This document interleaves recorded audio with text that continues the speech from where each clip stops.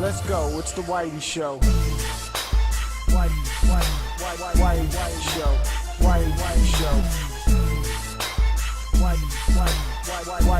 Show. Whitey Show. Which one, old man, that ain't got time? Shake your head. Get that side check.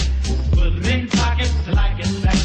Going downtown. Fire Emblem is a long-running strategy RPG by Nintendo. I've never really gotten into the series, but Awakening has changed my tune. The story starts off with a crazy cutscene of first-person view of fighting some overlord bad guy, of course. You know, that's how it always starts.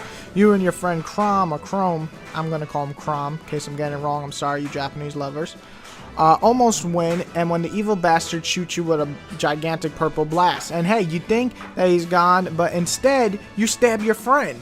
And due to being mind controlled by this evil fucking purple asshole, then the story kind of begins. You wake up without any memory, and you kind of create your own character here. You then join Crom, who seems fine, and then you begin your journey to try to settle a war, at the same time deal with the evil forces that are rising. The gameplay is your standard turn-based strategy RPG. You move characters within their square distance and then attack.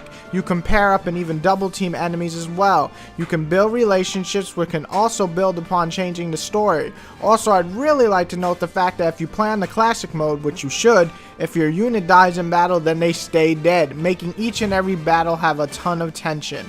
Now, let's see what works in Fire Emblem and let's see what doesn't work as well. Which one, old man, that ain't got time? Shake your head. Get that side check. Put it in pockets till I get back. Going downtown. The good. You know, we always start with the good, so here we go, and it's a lot, so, you know, sit back. We'll start off with the story. I've heard in past Fire Emblem stories were solid, but nothing amazing, and while I won't put this as amazing, it's intriguing enough and has quite a few twists. On top of that, the cast is fully voice acted. Although not every scene is voiced, it's still nice to see that everyone actually has a voice. The pace is well done, and if you skip the side quests, the story is basically all about surviving, trying to achieve peace, and a little bit of revenge. I love the design of the characters. You build your own character, and while not amazing amount of customization, there is enough to make them different each and every time. However, what really looks great is the cast. Each person looks unique, and you actually want to get to know them because they're all uniquely designed and they're all different. The 3D sprites are great, the animations are smooth, and overall the game looks great for a handheld. The gameplay is a mix of tactics, building your character up, and relationship building. Sure, the basic idea is to move your character from square to square, attack, and heal. However, what truly sets us apart is pairing characters up. Pair a mage up with a healer, and the mage will be a boost in power, and if you build a relationship enough from fighting or talking outside of battle, they will even do double team attacks, making the battles look great and feel awesome. It makes you feel like besides just grinding, they're getting to know each other and build relationships, which in turn can actually create a family. They can get married and then have a child, and then that child can fight in your army. I mean, that's pretty fucking badass. I don't think I've seen that before.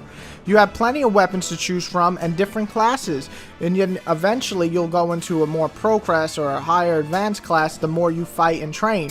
You have to train them with the weapons, but once they master it, collecting the special rare weapons is where it's at. Be careful though, because if you use the weapon too much, it can break and you have to go back to an average weapon. Also, the fact that there's a field on the field and then there's plenty of chests to find hidden weapons, it's just fun to actually explore the maps. There's also plenty of side quests, random battles, and even DLC where you can gain certain characters from previous Fire Emblem games such as Marth and Roy. I mean, the game is just oozing with content on top of different outcomes for the story depending on how you play and who dies and so on. The bad, well, fuck.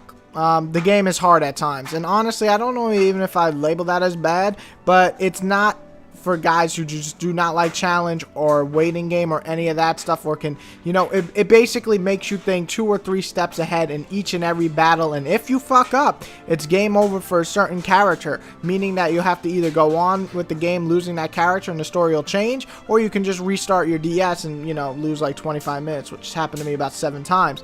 Either way, it isn't an easy game, but a damn rewarding one, and for the ugly, there is nothing ugly about this game. Which one, old man, that ain't got time? Shake your head. Get that side check. Put it in pockets till I get back. Going downtown. Well, the verdict is in. I mean, if you couldn't tell by now, this is the type of game that I love to actually play. That I like to get in my hand and be like, God damn! You know, that's what I like to feel when I play a video game, and that's what I got. Verdict-wise, this is the type of game you want on a handheld. The 3DS finally gets an RPG that rivals Persona 4 Golden on the Vita, and shit, in some areas it even beats it. It looks great, it plays great, and it'll kick your fucking ass if you don't step up your game. With 20 to 40 hours of content on the first run, you'll get plenty of game time with this title. I recommend it for any 3DS owner who's wanting a challenge and a damn fine RPG. I mean, I guess you guys know what I'm about to say, but it is a must buy. Thank you very much. Go buy it.